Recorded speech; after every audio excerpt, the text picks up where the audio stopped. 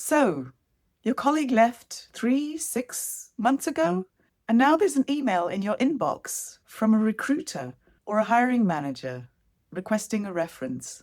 Obviously, your former colleague put your name down and is hoping that you say something positive about them. I'm Dawn, and this is Have That Talk. So, how do you handle a reference request? This might be easy when all you have to do is say positive things about your former colleague. But what if it's not all positive? How do you handle that? It looks simple on the outside, but a reference request is actually a tricky conversation because you've got three stakeholders to think about. You've got to think about the former colleague who has requested you as a reference. You've got to think about the hiring manager or the recruiting company that has reached out to you.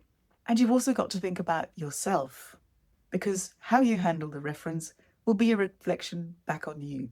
If you are overly positive and that person turns out to be a bad match for the role, it'll reflect back on you.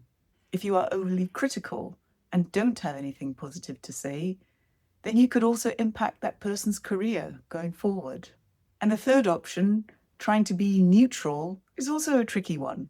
Because trying to stick to the facts and saying, yes, this person was with us from such and such a date to such and such a time, and these are the tasks that they were responsible for, it may feel neutral, but actually it's a really negative endorsement.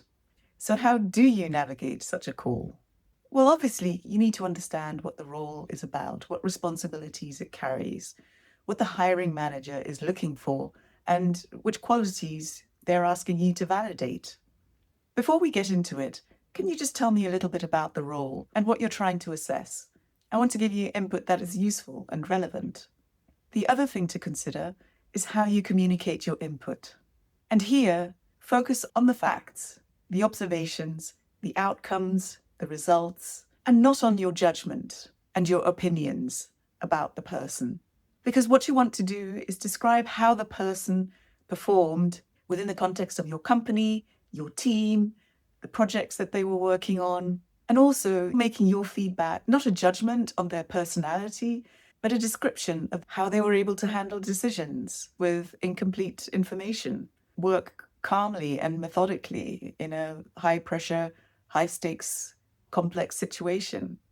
That's a more useful piece of information than saying, oh, this person was a great decision maker. How well somebody makes decisions is not an individual trait, but also depends on the environment that they're working in, the people that they're involved with, the relationships that they've built up. And this may be very different in a new environment. And that's why it's important to focus on contextual behavior rather than personality traits. And if they ask you about stuff that you're not sure about, communicate your limitations. Be honest about what you don't know. Don't fill the pause with your assumptions or opinions or judgments. And talking about judgments, you may be asked something like, do you think she'll succeed in this particular position? And the answer to that is that you don't know. You can only describe how the person performed in your shared context, but obviously that may be different in a different context. So point that out. Having somebody put your name down as their reference is a signal of trust in your judgment, but it's also a signal of hope that what you say will help them succeed in the hiring process. It also puts you in a position of power.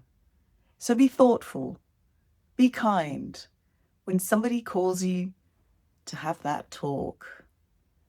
Okay? I'll see you next time.